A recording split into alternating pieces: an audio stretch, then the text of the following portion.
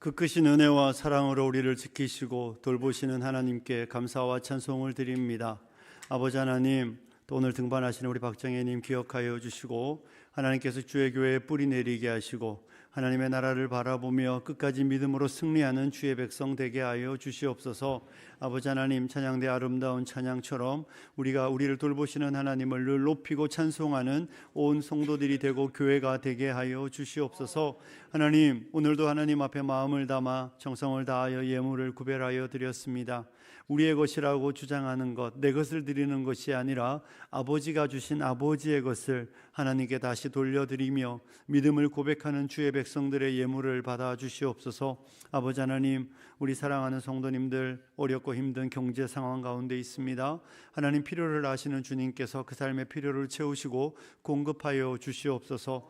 하나님, 드려진 예물 하나님 나라 영광을 위해 아름답게 사용되게 하여 주시옵소서. 하나님, 주의 말씀을 듣습니다. 우리에게 깨달음의 은혜가 있는 복된 시간이 되게 하여 주시옵소서. 감사를 드리며 주의 백성들을 축복하며 예수님과 거룩하신 이름으로 기도드리옵나이다. 아멘. 할렐루야. 2월입니다. 우리 옆 사람하고 인사하겠습니다. 2월도 주님과 동행하십시오. 네, 2월도 주님과 동행함으로 승리하시는 여러분들이 되시길 축복합니다. 정연 단기 선교가 아마 다음 주 지나면 진행됩니다. 지난주에 여러분들이 카페를 열심히 이용해 주셨다는 이야기를 들었습니다. 오늘도 적극적으로 나가서 드시지 마시고 많이 이용해 주시면 좋을 것 같습니다. 여러분, 2차 세계대전이 끝나고 일본이 우리나라에서 떠나게 되었던 가장 큰 이유 중에 하나는 일본에 떨어졌던 원자폭탄 때문이었습니다. 그러자 일본은 정말로 아무런 조건 없이 항복을 선언함으로 대한민국은 광복을 맞이했던 것을 우리가 보게 됩니다. 사람들은 원자탄의 위력을 전혀 알지 못했었습니다. 그게 어떤 것인지도 본 적도 없고 세상에 한 번도 나온 적도 없었기 때문에 그 능력이 어떠한지 있는지조차 몰랐는데 나타났을 때 그 능력에 놀라고 사람들은 깜짝 놀라 일본은 항복을 할 수밖에 없었습니다. 오늘날은 핵무기가 얼마나 강한지 우리는 잘 알고 있습니다. 그래서 핵을 보유한 나라들은 그것을 무기 삼아 다른 나라를 향하여 협박도 가하고 자기들을 함부로 하지 말라고 이야기합니다. 여러분, 힘이 있다는 것은 그런 것입니다. 힘이 있다는 것은 누구도 함부로 할 수 없는 그런 자리에 내가 설 수 있다는 것이죠. 우리는 2주 전에 19절의 말씀을 보았습니다. 그의 힘의 위력으로 역사하심을 따라 믿는 우리에게 베푸신 능력의 지극히 크심이 어떠한 것인지 너희가 알았으면 좋겠다라는 바울의 기도 제목이었습니다. 그의 힘의 위력으로 역사하심을 따라 믿는 우리에게 베푸신 하나님의 능력의 지극히 크심이 어떠한지. 여러분, 하나님의 능력이 얼마나 큽니까? 이렇게 우리가 하나님의 크심이 얼마나 큰지, 너희 안에 역사하는 능력이 얼마나 큰지 알기를 원한다고 말할 때 우리 가운데 누군가는 도대체 그 능력이 얼마나 큰 능력인가요? 물을 수 있습니다. 그에 관하여 바울이 하는 이야기는 뭡니까? 그 능력이 예수 안에 역사했을 때 일어난 일들을 보라는 것입니다. 그 능력이 예수님 안에 역사했을 때 일어난 일들을 너희가 본다면 너희 안에 역사하는, 우리 안에 역사하는 그 능력이 어떤 것인지 우리가 알게 된다는 것이죠. 예수님 안에 그 능력이 역사하자 무슨 일이 일어났습니까? 우리 20절 같이 읽을게요. 같이 읽습니다. 시작. 그리스도 안에서 역사하사 죽은 자들 가운데서 다시 살리시고 하늘에서 자기의 오른편에 앉히사. 아멘. 그의 능력이 역사하자 무슨 일이 일어났습니까? 죽은 자들 가운데서 다시 살리셨다. 예수님이 부활했다는 이야기입니다. 인류 역사 이래 한 번도 없었던 일, 죽은 자가 사망의 권세를 깨뜨리고 일어나는 일. 물론 나사로가 살아나기는 했죠. 사망 권세를 깨뜨리고 일어나는 일, 그리고 다시 죽지 않는 부활을 말하는 겁니다. 나사로는 다시 죽었습니다. 하지만 예수 그리스도는 정말로 십자가에 그렇게 처참하게 죽음을 당하셨지만 그 죽음은 끝이 아니었습니다. 하나님의 능력이 역사하기 시작하자 예수 그리스도께서 사망의 권세를 깨뜨리고 부활하셨습니다. 이 이야기를 바울은 해주고 있는 것입니다. 하나님의 능력이 그리스도 안에 역사할 때 일어난 놀라운 일은 누구도 극복하지 못했던 사망의 문제가, 누구도 해결하지 못했던 죽음의 문제가 그리스도 안에서 완전히 해결되었다. 그리스도 안에 역사하시는 하나님의 능력은 그를 사망에서 일으켜 부활시켰다는 이야기를 바울은 우리에게 해주고 있는 것입니다. 사랑하는 성도 여러분, 사도 바울은 이 하나님의 부활의 능력을 믿고 확신하고 바울 안에는 부활하신 부활의 능력이 지금 역사하고 있다는 것입니다. 그에게 부활은 현재 영이며 그는 이 부활의 확신 가운데 지금 살아가고 있는 것입니다. 바울이 부활의 확신 가운데 있다는 증거가 무엇입니까? 바울이 이 편지를 어디에서 쓰고 있죠? 감옥에서 쓰고 있다고 제가 여러분에게 누누이 말씀드렸습니다. 감옥에 갇혀 있습니다. 로마의 감옥에 갇혀서 풀려날 기약도 없는 무기수이자 어쩌면 사형수인 바울입니다. 그럼에도 불구하고 그가 이 감옥에 있는 날들 동안 절망과 고통 가운데 우울감에 사로잡혀 견디지 못하는 밤을 보낸다고 성경은 우리에게 가르쳐 주지 않습니다. 그는 감옥에 있지만 당당하고, 감옥에 있지만 확신하고, 감옥에 있지만 그의 마음은 기쁨으로, 그의 마음은 평안으로 흘러 넘치고 있었다는 것을 이 바울이 감옥에서 쓴 서신들을 읽어보면 우리는 충분히 알 수 있습니다. 어떻게 여러분, 감옥이라는 이 절망의 상황에서 바울은 절망하지 않고 낙심하지 않고 확신과 소망 안에 담대하게 당당하게 이 땅의 삶을 살아갈 수 있었겠습니까? 그의 마음에 있는 확신은 무엇이었을까요? 이유 없는 것이 아닙니다. 다 이유가 있지요. 여러분, 제가 지난주에 화요일이었던 것 같아요. 화요일 날 저녁에 이제 헬스장에 가서 러닝머신에서 달리기를 했습니다. 열심히 뛰기 시작하는데 손가락 2개가 너무 저린 겁니다. 여러분, 손가락 저리면 요즘에 제 주변의 사람들이 하도 목 디스크가 많아서 이거 목에 디스크가 왜 손가락이 계속 저리지? 그래서 손목시계를 반대로 꼈습니다. 그리고 뛰는데 계속 저려요. 사람이 여러분 한 30분, 40분 정도 뛴 것 같은데 계속 저리니까 운동하는 내내 마음이 막 이상하잖아요. 왜 그러지? 왜 그러지? 왜 그러지? 그리고 제가 샤워하다 알았습니다. 왜 저렸을까요? 모르시죠? 제가 헬스장 가기 전에 1시간 동안 기타를 쳤습니다. 노래를 부르느라고. 안 치던 기타를 열심히 쳤더니 줄을 얼마나 세게 눌렀는지 이 2 손가락이 갑자기 이게 굳은 살이 배기는 듯한 아픔이 있어서 그렇게 아팠더라고요. 그래서 아내가 그러더라고요. 아픈 데는 다 이유가 있다고. 여러분, 이유가 없지 않아요. 그죠? 바울도 지금 이 감옥에 있는데 이유 없이 기뻐하거나 이유 없이 평안을 누리는 거 아닙니다. 이유 없이 기뻐하고 이유 없이 평안을 누리면 정신이 좀 나간 사람입니다. 근데 바울은 정신이 나간 사람이 아니라 의식이 분명한 중에도 가장 절망의 상황에서 기쁨과 평안을 누리고 있을 때 그 기쁨이 뭐겠습니까? 여러분, 바울의 확신은요, 상황이 좋아질 것이라는 기대가 아닙니다. 바울의 확신은 절대로 내 상황이 나아질 거야. 무슨 이야기입니까? 하나님께서 바울의 꿈에 나타나셔서 바울아, 너 석방될 거니까 걱정하지 마. 이렇게 말씀 주셔서, 하나님이 내게 그렇게 말씀 주셨으니까 나 석방될 거니까 이 감옥에 있지만 조금만 있으면 나갈 거니까 나는 기뻐. 그런 거 아니라는 겁니다. 여러분, 사도행전 12장에 가면 야고보 사도가 순교해요. 야고보 사도가 순교하고 그러자 이 베드로 사도도 감옥에 갇히게 되었습니다. 그래서 무교절이 지나고 나서 헤롯이 베드로도 죽여버리겠다고 하기 전날 밤, 성경은 그 전에 무슨 일이 있었는지 가르쳐 주지 않는데 전날 밤에 베드로 사도가 감옥에서 간수들 사이에서 잠을 잘 잤다고 성경은 가르쳐 주고 있습니다. 내일이면 그의 인생 마지막 날인데 베드로 사도는 왜 잘 자고 있을까요? 야고보 사도가 죽었는데, 그러면 이제 자기 차례인데 주님이 베드로에게 너는 안 죽어, 너는 내일이면 내가 감옥 문을 열고 너를 자유하게 해줄 거야, 이런 이야기를 들었기 때문에 베드로 사도가 두려움 없이 단잠을 자고 있을까요? 그런 거 아닙니다. 베드로 사도도 알고 있습니다. 야고보 사도가 갔듯이 나도 갈 것이라는 것을. 특별한 일이 없는 한 우리 형제 야고보가 나보다 앞서간 그 길을 나도 걸어갈 것이라는 그 분명한 알미 있었지만 그는 감옥에서 절망하지 않고 감옥에서 단잠을 자고 있습니다. 바울 사도도 지금 이 서신을 쓰면서 감옥에 있으면서도 감옥도 어찌할 수 없는 평안과 기쁨이 그의 마음을 사로잡고 있는 것을 가르쳐 주고 있습니다.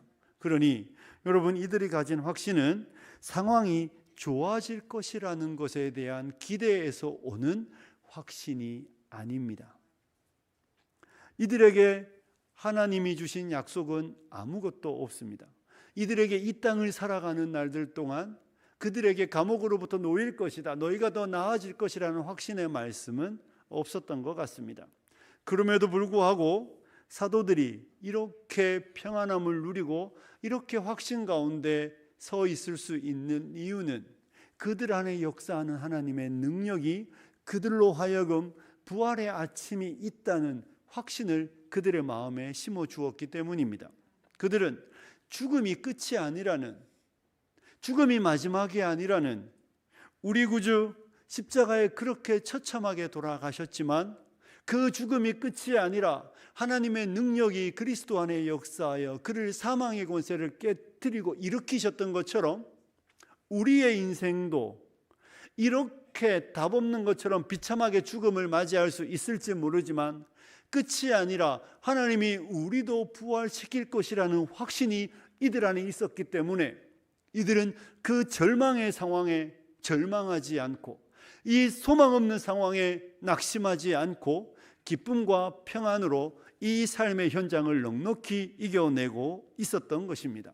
사랑하는 성도 여러분, 이것이 부활신앙, 예수 그리스도 안에 역사했던 하나님의 능력이 성도 안에 역사할 때 성도 안에 갖는 부활의 확신입니다. 사랑하는 성도 여러분, 기독교 신앙은 다릅니다. 여러분 주보에 보면 제가 3번에 이런 문제를 올려놨어요. 사도 바울이 감옥에서도 담대할 수 있었던 이유가 무엇입니까? 세상적 낙관주의와 부활신앙의 차이는 무엇인가라는 질문을 던져놓았습니다. 여러분, 기독교 신앙은 세상의 낙관주의가 아닙니다. 낙관주의가 뭐예요? 조금 있으면 잘 될 것이라는 약속입니다. 조금 있으면 더 좋아질 것이기 때문에 지금 힘들어도 참아, 이런 약속이 아닙니다. 우리는 이런 이야기에 익숙하지요. 여러분, 요셉이 정말 내가 조금 있으면 총리가 될 것이기 때문에 감옥의 고통을 이겼을까요? 다윗이 내가 10몇 년만 도망 다니면 이스라엘의 왕이 될 거니까 그 왕자의 앉을 날들을 기다리며 그 약속의 말씀을 붙잡고 그가 고난의 시간을 이겼을까요? 다니엘이 내가 포로로 끌려가고 있는데 이 포로 생활로 가지만 하나님께서 나를 높이셔서 바벨론과 메데 페르시아 제국의 총리로 앉혀주실 거야, 이런 소망 때문에 그들이 그 고난의 길들을 이겼을까요? 욥이 자녀를 잃고 모든 것을 잃어버렸을 그때에 하나님이 때가 되면 갑절로 주실 것이라는 그 소망의 말씀을 붙잡고 그들이 그 고통을 이겼을까요? 그렇지 않은 겁니다. 요셉도 다윗도 다니엘도 욥도 그들의 삶에 낙관적 약속을 하나님이 주신 적이 없습니다. 그런 낙관적 약속이 있으니까 오늘을 살자, 이것이 기독교 신앙에서 말하는 소망 가운데 승리하는 삶이 아닙니다. 사랑하는 성도 여러분, 우리의 소망은 오늘 우리에게 고난이 있고 오늘 우리의 인생에게 답이 안 보이는 깜깜함이 있고 오늘 내 삶 속에 도무지 해결할 수 없는 이 고난이 있음에도 불구하고 주를 따라가는 일들이, 예수를 믿고 살아가는 일들이 참 쉽지 않음에도 불구하고 우리에게는 영광스러운 부활의 아침이 있다는 그 소망을 성경은 소망이라고 말하는 것입니다. 기독교의 부활신앙은 이 땅에서 우리에게 어떤 장래에 주는 약속의 메시지가 아닙니다. 사랑하는 성도 여러분, 절대로 그렇게 기독교 신앙을 이해하시면 안 됩니다. 우리는 너무 쉽게 답을 정해놓고 해답이 있는 것처럼 그 답을 따라 살아가면 좋은 결론이 있을 것이라는 데 익숙해져 있습니다. 공식이라고 하죠. 공식. 여러분이 아는 대표적인 공식이 뭐가 있습니까? 이런 거 있습니다. 11조 드리면 뭐 받는다고요? 복 받는다. 11조 내는 분들 중에 가난한 분들 엄청 많아요. 우리 교회도 제가 볼 때는 계속 쉽지는 않으실 것 같아요. 기도하면 만사가 형통하다. 여러분, 기도하면 우리가 말하는 만사 형통? 글쎄요, 그건 공식이죠. 그런 사람도 있고 안 그런 사람도 있습니다. 여러분이 10의 1조를 잘 드리면 잘 될 수도 있지만 그렇지 않을 수도 있습니다. 여러분이 주일 성수 잘하면 하나님이 여러분의 삶을, 사업체를 더 잘 되게 하실 수도 있지만 아닐 수도 있습니다. 그런 공식을 기독교 신앙의 전부인 것처럼 대입하시면 안 됩니다. 그런 공식 속에 살다 보니까 우리는 자꾸 이런 이야기를 하는 거예요. 옆에 있는 사람 한번 쳐다보십시오. 좀 어려워 보이죠? 힘들어 보이죠? 그럼 우리 이렇게 말해요. 뭐라고 말하는지 아시죠? 문제가 있어서 그래. 뭐가 있다고요? 문제가 있어서 그런 거야. 우리 이런 말 하는데 너무 익숙해져 있습니다. 그래서 목사는 아프면 되게 긴장해요. 문제가 많아요. 엄청 많아요. 얼마나 문제가 많은지 막 지난주는 장염으로 그러더니 오늘은 또 감기로 그러고 좀 늘 이렇게 편찮으신데 건강하셔요, 목사님. 여러분, 문제가 있어서 아픈 게 아니라 그냥 아픈 거예요. 그냥 아픈 거죠. 담임 목사가 괴롭혀서 그런 건 아닙니다. 여러분, 오해하시지는 마십시오. 자꾸만 우리는 내가 뭐 문제가 있나라고 말하고 싶어 하는 거예요. 그렇지 않습니다. 사랑하는 성도 여러분, 이 땅을 살아가는 날들 동안 지금 바울은 문제가 있어서 감옥에 있습니까? 베드로는 문제가 있어서 내일이면 죽을 고비에 맞이하는 거 아니잖아요. 물론 문제가 있어서 경우도 있지만 대부분은 그렇지 않습니다. 우리의 인생을 살아가는 날들 동안 저와 여러분의 삶은 답 없이 살아가는 삶입니다. 제가 요즘 읽고 있는 책에 그런 내용이 있더라고요. 성도는 답 없이 살아가는 사람이다. 뭐 없이 살아가는 사람이라고요? 답 없이. 요즘 젊은 사람들이 점을 그렇게 많이 본다며요. 왜요? 불안한 거예요. 답 없는 인생이 불안하니까. 그런데 성도는 답 없는 삶을 기쁘게 살아가는 사람입니다. 스탠리 하우어스라는 사람이 이런 내용을 썼더라고요. 그리스도인으로 사는 것은 답 없이 사는 법을 배우는 과정이다. 이렇게 사는 법을 배울 때 그리스도인으로 사는 것은 멋진 일이 된다. 신앙은 답을 모른 채 계속 나아가는 법을 배우는 일이다. 답이 없는데 계속 나아가는 겁니다. 보장이 없는데 계속 살아가는 거예요. 내가 내 인생의 20대를 주님을 위해 살면 70대는 선교회 현장에 가는데 주님을 위해 내 인생의 모든 날들을 드리면 은퇴 이후에 조국에 돌아오면 주님이 내 인생의 노후를 보장되지 않아요. 이것이 답이 없는 삶입니다. 그런데 성도는 그 답 없는 인생을 살아간다는 것입니다. 여기서 답이 없다는 말입니다. 여기서 우리의 인생이 정답이 없다는 이야기입니다. 여기서 우리의 인생에 그런 보장이 없다는 이야기입니다. 그런데 분명한 것은 하나님께서 우리를 지키시고 인도하신다는 것은 분명합니다. 믿으시죠? 그리고 하나님의 보장은, 바울에게 주시는 보장은 부활의 아침이 있다는 것입니다. 너에게 이 세상이 끝이 아니라 오는 세상이 있고 그리스도의 부활로 말미암아 오는 세상이 이 땅으로 들어와 지금 이 세대와 오는 세상이 공존하고 있는 이 땅을 살아가는 우리에게 성경은 내가 너에게 이 땅에서는 답 없는 인생일지 모르지만 오는 부활의 아침에는 너에게 분명한 약속과 소망을 줄 것이라는 것입니다. 그리고 이 소망이 바울로 하여금 이 고난을 넉넉히 이기게 하는 것입니다. 이 소망이 베드로로 하여금 그의 인생의 마지막이 왔음에도 불구하고 원망과 불평이 아니라 평안한 가운데 그 마지막을 맞이하도록 그들을 이끌어 가는 것입니다.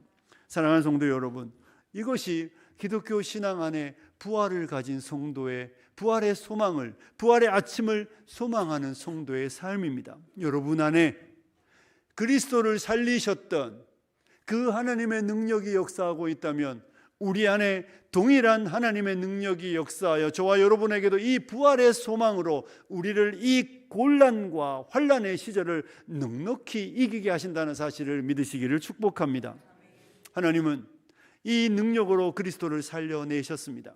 그리고 나서 또 뭘 하고 계십니까?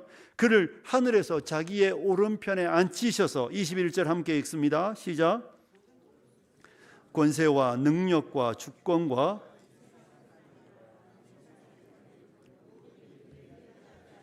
아멘.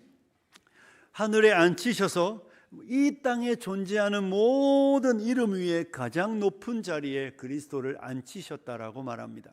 사랑하는 성도 여러분, 직장인의 보상은 뭡니까? 승진이에요. 그죠? 보너스와 승진입니다. 월급과 승진인데 내 인사권자가 나를 높이고 싶어 하는데 그 위에 누가 있으면 때로는 거절당하기도 합니다. 그러니 나를 높이려면 내 위에 있는 사람이 나에게 권한을 주어야만 내가 높아질 수 있습니다. 그리스도는 누가 높이십니까? 하나님이 높이십니다. 하나님이 어디까지 높이십니까? 하나님의 보좌 우편, 이 이야기는 오른쪽 자리라는 말이 아니라 권능의 자리, 하나님과 같은 자리로 그를 높여내셨다는 것입니다. 이것이 하나님의 능력이 그리스도 안에 역사하여 그를 세우신 자리입니다. 세상 계실 때 가장 초라한 모습으로 이 땅에 오셨고 가장 비참한 죽음을 당하셨습니다. 사람들이 빌라도도 예수를 죽이는 것이 그에게 낫다고 생각하여 예수를 죽음에 내어 주었습니다. 이 땅에서는 사람이 흠모할 만한 아름다운 모습도 없었고 이 땅에서는 그에게 주어진 것이라고는 그런 비참한 죽음이었지만 그 죽음이 끝이 아니라 하나님의 능력이 그리스도 안에 역사하자 그를 가장 낮은 곳에서 가장 높은 곳으로 올렸다라고 성경은 우리에게 가르쳐주고 있는 것입니다. 사랑하는 성도 여러분, 구주 세상 사실 때 가장 낮은 자리셨지만 영광을 취하신 구주는 가장 높은 자리에 앉으셨습니다. 이 하나님의 능력이 저와 여러분 안에도 역사하여 우리에게도 그와 같은 일이 일어난다고 성경은 말씀 주고 있습니다. 우리가 아마 다다음 주에 예전에도 한번 봤었는데 다시 한번 볼 텐데요, 여러분 2장 6절을 한번 보십시오. 2장 6절에 보면 이런 구절이 있습니다. 제가 읽어보겠습니다. 또 함께 일으키사 그리스도 예수 안에서 함께 하늘에 앉히시니. 믿으십니까? 이게 우리에게 일어난 현재 일이라는 것입니다. 하나님이 저와 여러분을 부활시키셨고 하나님이 저와 여러분을 하늘에 그리스도와 함께 앉히셨다라고 말씀하고 있는 것입니다. 그래서 요한계시록 22장 5절에 보면 이런 말씀이 있습니다. 요한계시록 22장 5절 띄워주시면 우리 같이 읽습니다. 시작.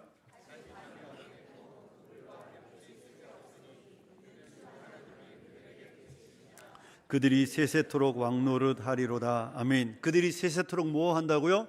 왕노릇, 왕으로 다스린다는 겁니다. 누구와 함께요? 그리스도와 함께. 이것이 누구에게 주어지는 영광입니까? 성도에게 주어지는 영광입니다. 요한계시록 3장 21절에도 이런 말씀이 있습니다. 이기는 그에게는 내가 내 보좌에 함께 앉게 하여 주기를 내가 이기고 아버지 보좌에 함께 앉은 것과 같이 하리라. 아멘. 믿으시기를 축복합니다. 그리스도께서 십자가로 가장 비참한 죽음이었지만 승리하시자 하나님이 그를 부활시켜 가장 높은 자리에 앉히셨던 것처럼 구주께서도 교회에게 주시는 약속입니다. 내가 내 보좌에 함께 앉게 하여 줄 것이다. 그리고 너희와 함께 내가 왕으로 너희와 함께 다스릴 것이라고 말씀하고 있는 것이죠. 사랑하는 성도 여러분, 이 땅에서 우리에게 보장된 것은 어쩌면 내 주를 가까이 하려 함은 십자가 짐 같은 고생입니다. 내 주를 가까이 하려면 십자가 짐 같은 고생이지만 하나님의 부활의 능력이, 하나님의 능력이 우리 안에 역사하셔서 하나님 우리에게 주시는 약속은 우리를 가장 높은 곳으로 올려내시겠다는 것입니다. 그리고 우리를 그 자리에 앉혀서 이 땅에서는 언제나 누군가에게 짓밟히고 누군가에게 무시당하고 누군가에게 멸시당하는 우리를 하나님이 가장 높은 자리에서 왕으로 다스리는 영광과 특권을 우리에게 주시겠다고 말씀하는 것이죠. 이것이 저와 여러분에게 약속된 하나님의 말씀임을 믿으시기를 축복합니다. 하나님의 능력이 그렇게 여러분 안에 역사하고 있고 반드시 역사하여 이루실 줄로 믿습니다. 뿐만 아니라 22절에 보면 또 만물을 그의 발 아래 복종하게 하셨다라고 말하고 있습니다. 여러분, 이 땅에 있는 어떤 권세도 그리스도를 향하여 높아질 수 없습니다. 전쟁에서 패하고 나면 사람들은 다 그 발 아래 무릎을 꿇습니다. 그리고 그 권세 아래 엎드립니다. 사단은 예수를 이기는 것 같았지만, 그는 예수를 십자가에 못 박음으로 승리하는 것 같았지만, 하나님은 그의 머리를 깨뜨리시고 그의 권세를 깨뜨리시며 그를 그 발 아래 복종시키셨습니다. 모든 권세를 그 발 아래 복종시키셨다라고 성경은 우리에게 말씀하고 있는 것입니다. 우리가 보기에는 세상은 하나님을 향하여 높아져 있는 것 같고 세상은 예수님을 향하여 이기고 있는 것처럼 느껴지지만 사랑하는 성도 여러분, 나타나는 현상일 뿐 절대로 그렇지 않습니다. 승리하신 주님이 모든 권세를 그 발 아래 두고 있다라고 성경이 우리에게 가르쳐주고 있는 것이죠. 그러므로 이 땅을 살아가는 날들 동안 사랑하는 성도 여러분, 두려워하시지 마십시오. 떨지 마십시오. 세상 권세가 우리를 어떻게 할 수 있을 것처럼 우리를 위협해 올지 모르지만 이미 패한 자들이며 이미 그리스도에게 그 권능을 빼앗긴 권세입니다. 성도는 반드시 승리합니다. 왜냐하면 그리스도께서 이기신 그리스도의 발 아래에 있고 그분이 우리의 주인이시고 그분이 우리의 대장이시니 그분을 믿고 살아가는 저와 여러분의 삶에는 승리가 있다는 것을 믿으시기를 축복합니다. 동시에 주님은 또 이렇게 말하고 있습니다. 그 권세를 가지신 예수님을 22절 뒷부분에 보면 교회의 머리로 삼으셨다. 23절에는 교회는 그의 뭡니까? 몸이다, 이렇게 말하고 있습니다. 사랑하는 성도 여러분, 우리 이렇게 초라해 보이는데 우리의 머리가 모든 만물의 주인이시고 모든 권세를 얻으신 그리스도께서 우리의 머리가 되신다, 교회의 머리가 되신다라고 성경은 말하며 우리는 그의 몸이 되어 그의 지체가 되어 그의 통치 안에 그의 다스림 안에 그의 보호 아래 있음을 성경은 가르쳐주고 있는 것이죠. 사랑하는 성도 여러분, 여러분 잊지 마십시오. 절대로 음부의 권세가 우리를 이기지 못하고 저와 여러분 이 땅을 살아가는 날들 동안 머리 되신 주님이 모든 권세를 가지신 그분이 우리를 다스린다는 이 변하지 않는 진리, 이 변하지 않는 사실로 위로받으시는 여러분들이 되시길 소원합니다. 동시에 여러분 보십시오. 교회를 표현하는데 얼마나 멋진 표현입니까? 우리 23절에 같이 한 번 더 읽습니다. 시작. 교회는 그의 몸이니 만물 안에서 만물을 충만하시게 하는 이의 충만이니라. 아멘. 만물 안에서 만물을 충만하게 하시는 이의 충만함이 뭐라고요? 교회라는 겁니다. 사랑하는 성도 여러분, 교회는 온 우주 만물을 충만하게 하신 그 하나님의 충만이 흘러 넘치는 곳입니다. 이 충만이라는 건 흘러 넘친다는 이야기입니다. 하나님은 이 교회에 넘치는 충만함을 지금도 쏟아부어 주고 있다는 것을 믿으시기를 축복합니다. 여러분, 세상에서 똑똑한 사람 얼마나 부럽습니까? 같이 공부하는데 왜 쟤는 저렇게 똑똑해? 머리가 좋으니까. 그런데 그 충만하신 주님이 우리의 머리가 되신다고요. 그리고 그분이 우리를 지금 충만함으로 채워내고 있다고 성경은 약속하여 주고 있는 것입니다. 이것이 교회의 영광입니다. 여러분, 교회는 하나님으로 충만하고 그리스도로 충만한 공동체입니다. 머리 대신 주님이 우리를 충만하게 채우시기 때문에 그의 탁월함이 교회 안에 흘러 넘치고 있는 것입니다. 우주를 다스리시는 주님이 교회를 다스리시며 그의 충만한 생명을 우리에게 주고 있습니다. 주님이 우리에게 충만한 기쁨을 주고 있습니다. 주님이 우리에게 충만한 평강을 주고 있습니다. 지혜의 근본이신 그분이 우리 안에 넘치는 지혜를 쏟아부으시기 때문에 감옥에 있는데 이 눈앞에 있는 상황 때문에 낙심하지 않도록 그들을 붙잡으시는 것입니다. 이 땅에 있는 인생이 멀리 있는 것을 바라보기 시작하고 그 먼 미래의 소망이 먼 소망이 아니라는 것을 알며 교회는 충만함으로 이 어려움을 넉넉히 이기는 것입니다. 사랑하는 성도 여러분, 이것이 교회입니다. 교회는 하나님의 충만함이 머무는 곳이며 하나님이 충만하게 하신 그 충만함이 흘러 넘치는 곳이 교회라는 사실을 우리는 잊지 않아야 합니다.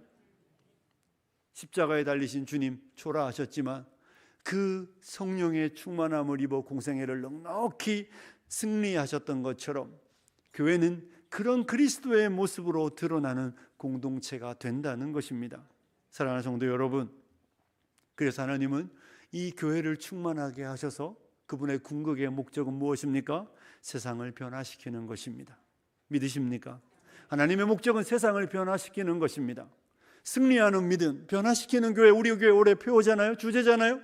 하나님은 교회를 충만하게 하십니다. 만물을 충만케 하시는 충만으로 우리를 충만하게 하셔서 교회를 충만하게 하셔서 이 세상을 변화시켜 가시는 분이 아버지이심을 믿으시기를 축복합니다. 여러분, 우리는 세상을 어떤 방식으로 변화시킵니까? 예수님 말씀하셨습니다. 수고하고 무거운 짐진 자들아 다 내게로 오라. 내가 너희를 쉬게 하리라. 나는 마음이 온유하고 겸손하니 내 멍에를 베고 내게 배우라. 그리하면 너희 마음이 쉼을 얻으리라. 여러분, 우리는 세상을 권세로 변화시키는 거 아닙니다. 우리는 세상을 힘으로 변화시키는 거 아닙니다. 힘으로 변화시키면 반드시 더 강한 힘의 저항을 받게 되어 있습니다. 우리는 세상을 돈으로 변화시키는 거 아닙니다. 우리는 세상을 능력으로 변화시키는 거 아닙니다. 교회가 세상을 변화시키는 방식은 겸손하고 온유하신 주님의 길로 변화시키는 것입니다. 하나님 우리를 충만하게 하셔서 하나님 우리를 겸손하고 온유한 자로 만들어내신다는 것을 믿으시기를 축복합니다. 하나님은 우리를 넘치는 사랑의 사람으로 만들어내실 것입니다. 그리고 그 사랑으로 인하여 품어내지 못하는 세상을 품어내며 받아내며 용서하며 용납하는 방식으로 주님은 세상을 변화시켜 가시는 것입니다. 여러분, 팍스 로마나 로마에 의한 평화를 외쳤던 로마는 무력으로 세상의 평화를 외쳤지만 로마는 망했습니다. 놀라운 사실은 무엇입니까? 로마의 칼날에 핍박받았던 교회는 사람들의 마음에 스며들어 성장하여 로마는 사라졌지만 교회는 세상을 변화시켰습니다. 제국의 수도를 무력으로, 힘으로, 권세로, 능력으로, 돈으로 변화시킨 게 아니라 십자가의 깃발 아래 주님의 겸손과 온유를 몸에 담고 사랑을 행함으로 교회는 세상을 정복했습니다. 지금도 주님, 머리 되신 주님은 우리에게 그 명령을, 그 삶을 요청하고 있는 것이죠. 사랑하는 성도 여러분, 우리가 그리스도로 충만하고 하나님으로 충만할 때 우리는 그리스도의 모습을 온전히 담아내게 될 것입니다. 그리고 그 담아내는 모습은 세상 가운데 하나님의 능력으로 나타나게 될 것입니다. 말씀을 마무리하겠습니다. 사랑하는 성도 여러분, 하나님의 능력이 그리스도 안에 역사했듯이 저와 여러분 안에도 역사하고 있다는 사실을 믿으시기를 축복합니다. 그 능력은 우리로 하여금 부활의 소망 가운데 이 땅의 삶을 넉넉히 이기게 할 것입니다. 답 없는 인생이지만 답 없이 살아가는 즐거움들을 알고 그 부활의 아침을 바라보며 여기를 살 것입니다. 주와 함께 다스릴 날들을 소망할 것입니다. 주와 함께 영원히 통치할 날들을 소망하며 이 땅에서 머리 대신 주님의 인도를 따라, 머리 대신 주님의 이끄심을 따라, 머리 대신 주님의 말씀을 따라 이 땅을 온유와 겸손으로 사랑으로 변화시켜 이 시대 안에 폭력이 사라지고 욕망이 사라지며 새로운 하나님의 나라를 이 땅에 가져오기 위하여 주님이 우리를 불렀고 세우셨음을 기억하고 하나님의 능력이 역사하는 성도답게 주어진 한 주도 승리하시는 귀하고 복된 성도님들이 되시길 주님의 이름으로 축복합니다. 우리 같이 기도하겠습니다. 들은 말씀 생각하며 하나님, 내 안에 하나님의 능력으로 역사하신다는 사실을 믿고 부활신앙으로 승리하게 하여 주시도록 겸손과 온유로 승리하게 하여 주십시오. 우리 같이 기도하겠습니다. 기도합니다. 하나님 아버지 하나님, 주님은 그리스도 예수를 모든 이름 위에 뛰어나게 하셨습니다.